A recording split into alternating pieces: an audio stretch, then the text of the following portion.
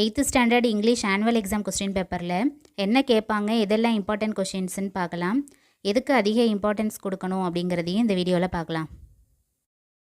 First எல்லா லெசனில் இருக்கிற 1 மார்க்ஸை படிச்சிட்டாலே 50 மார்க்ஸ் கிட்ட வாங்கிடலாம். எல்லா லெசனில் இருக்கிற choose the correct answer, synonyms, antonyms, fill in the blanks, true or false இது எல்லாத்தையுமே படிச்சுக்கணும். நெக்ஸ்ட்டு பேஜ் நம்பர் 7, 8, 9ல் ஹோமோஃபோன்ஸ் இருக்கும். அதில் வந்து pick out the correct homophones அப்படின்னு சொல்லி 2 ஆப்ஷன் கொடுத்துருப்பாங்க. அதில் ஏதாவது ஒன்று டிக் பண்ணுற மாதிரி இருக்கும் அது. அப்புறம் நெக்ஸ்ட்டு சூஸ் த கரெக்ட் ஹோமோஃபோன்ட்டு இருக்கும். நெக்ஸ்ட்டு அப்ரிவியேஷன், அக்ரோனிம்ஸ் இது ரெண்டுமே பார்த்துக்கணும். பேஜ் நம்பர் 8, 9ல் இருக்குது, ரெண்டுத்தையும் நல்லா பார்த்துங்க. நெக்ஸ்ட்டு பேஜ் நம்பர் 19, 20ல் 19ல் பார்க்கும்போது a dash of cow, herd of cows, flock of birds இந்த மாதிரி 1 வேர்ட்ஸ் இருக்கும். அதுவும் பேஜ் நம்பர் 20ல் change the underline words with correct ப்ரொனவுன்ஸ்ன்னு இருக்கும். அதையும் நல்லா பார்த்துக்குங்க. எல்லா லெசனுக்குமே மேட்ச், அது ஒரு சில லெசனில் தான் மேட்ச் இருக்கும். அப்புறம் ஐடென்டிஃபை த கேரக்டர் கொஸ்டின், அந்த சப்ளிமெண்ட்ரி ரீடரில் இருக்கிற கொஸ்டின் ஆன்சர் படிக்கலைனாலும் ஐடென்டிஃபை த கேரக்டர் கண்டிப்பாக படிச்சிடணும். அதுலேருந்து 5 மார்க்ஸுக்கு 1 வேர்டு வரும். 126ல் ஹோமோனிம்ஸ் இருக்கும், அதாவது same spelling and pronunciation, different meanings இருக்கும். அதையும் பார்த்துக்கணும். Next singular, plural, compound words இது எல்லாமே 42, 43, 44ல் இருக்குது. அதையும் நல்லா பார்த்துக்குங்க. நெக்ஸ்ட்டு ஒனாலஜி 61, 118 இந்த பேஜில் இருக்குது. ப்ரெஃபிக்ஸ், அஃபிக்ஸு, அப்புறம் சிலபிஃபிகேஷன், ப்ரிப்போசிஷன். சிலபிஃபிகேஷன் 73ல் கீழே லாஸ்ட்டில் இருக்கும். அந்த வேர்ட்ஸ் மட்டும் பார்த்துக்கிட்டிங்கன்னா போதும். Next model verbs, clipped words, blended words, idioms இது எல்லாமே 1 வேர்டாக ஃபில் இன் த பிளாங்க்ஸ் இதெல்லாம் சூஸ் மாதிரி தான் கொடுத்துருப்பாங்க, அதை பார்த்துங்க.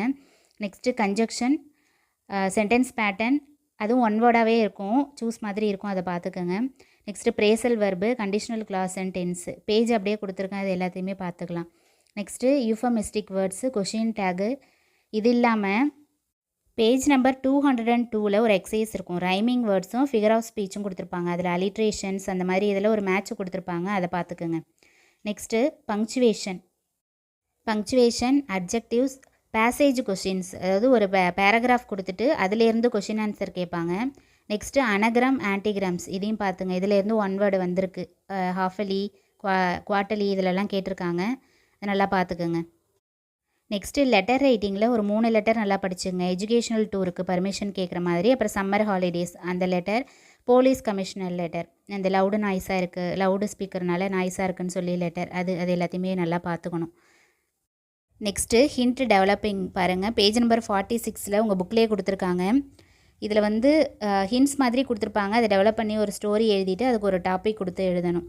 இது நீங்கள் ஓனாகவே எழுதலாம், இல்லைனா ஒரு ரீடிங் விட்டுக்கோங்க. உங்கள் புக்கில் இருக்குது. கிரீடி ஃபார்மர், டாட்டா இஸ் உட்கட்டர், அதை பார்த்துக்கணும். நெக்ஸ்ட்டு நோட்டீஸ் ரைட்டிங், இது எப்படி எழுதணும்னு தெரியலன்னா கேளுங்க, நான் வேணால் சொல்லித்தரேன்.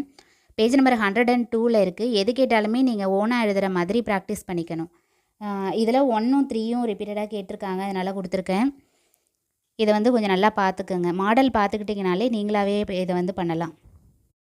Next memory poem, special hero, a thing of beauty, make life worthwhile இதில் ஒரு 5 லைன்ஸ் படித்து வச்சுக்கிட்டிங்கனாலே போதும். இந்த special hero, thing of beauty ரொம்ப இம்பார்ட்டன்ட், நல்லா படிச்சுக்கங்க. ஏற்கனவே படிச்சிருப்பீங்கன்னு நினைக்கிறேன். இது வரைக்கும் படிச்சிருந்தாலே ஒரு 60 மார்க் 60 to 70 மார்க் நல்லாவே வாங்கலாம். 1 வேர்டை நல்லா தரவு பண்ணிக்கங்க. இதுக்கப்புறமா பேராகிராஃப் இதில் கொடுத்துருக்கிறது எல்லாத்தையும் நல்லா படிச்சுக்கிட்டிங்கனாலே போதும்.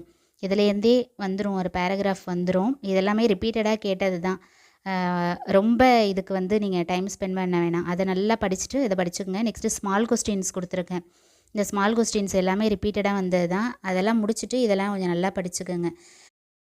சப்ளிமெண்ட்ரி ரீடரில் கொஸ்டின் ஆன்சர் படிக்க வேணாம், இருந்தாலும் கொஞ்சம் ஒரு 5 கொஸ்டின், ஒரு 6 கொஸ்டின்ஸ் கொடுத்துருக்கேன், அதை மட்டும் நல்லா பார்த்துக்கோங்க. ஐடென்டிஃபை த கேரக்டர்ஸ் மட்டும் நல்லா படிச்சுக்கோங்க சப்ளிமெண்ட்ரியிலேருந்து. அந்தளவுக்கு சப்ளிமெண்ட்ரி ரீடரில் கொஷின் ஆன்சர்ஸ் கேட்க மாட்டாங்க. நெக்ஸ்ட்டு இந்த கொஷின் ஆன்சர்லாம் நல்லா பாஸ் பண்ணி வச்சுட்டு மார்க் பண்ணி வச்சுக்கோங்க. நெக்ஸ்ட்டு போயம் கொஸ்டின் ஆன்சர் பார்க்கலாம். போயம் கொஸ்டின் ஆன்சரில் காமனாக எது கொடுத்தாலுமே ரைமிங் வேர்ட்ஸ் எழுத தெரியணும். அலிட்ரேஷன் வேர்ட்ஸ், அதாவது ஃபஸ்ட் லெட்டர் சேமாக இருக்கும் அது. நெக்ஸ்ட்டு இந்த ஸ்பெஷல் ஹீரோவில் ஹூ இஸ் த ஸ்பீக்கர் வரும். மற்ற கொஷின்ஸ்லாம் பாருங்கள். இதில் வாட் டஸ் அஜர் மீன் அந்த கொஷின் பார்த்துக்குங்க. ஒரு 2 கொஸ்டின் மட்டும் உங்கள் புக்கில் இல்லாத 2 வந்திருந்தது, அது கொடுத்துருக்கேன். அதை பாருங்கள். இதில் what is the meaning of the word bank, what is mean by power, இது வந்து கிளாசரியில் இருக்கும் அதோடைய மீனிங். அந்த லெசனில் போயிட்டு பாருங்கள். லாஸ்ட்டாக டாக் லெசன் இருக்கும்ல, அதில் இருக்கும். நெக்ஸ்ட்டு இதுவுமே போயம் கொஷின் ஆன்சர் தான். அப்ரிசியேஷன் கொஷின் கொஞ்சம் நல்லா படிச்சுங்க. எல்லாமே ஈஸியாக தான் இருக்கும். 1 லைன் 2 லைனில் தான் இருக்கும். அது நல்லா படிச்சுக்கோங்க. என்னோடய சஜஷன் என்னென்னா, நீங்கள் பேராகிராஃப் கொஸ்டின் ஆன்சர் இதெல்லாம் ஏற்கனவே என்ன படிச்சிருக்கீங்களோ அதை ரிவிஷன் பண்ணிவிட்டு 1 வேர்டை நல்லா ரிவிஷன் பண்ணிவிடுங்க. பாஸ் மார்க் வாங்கிடலாம்.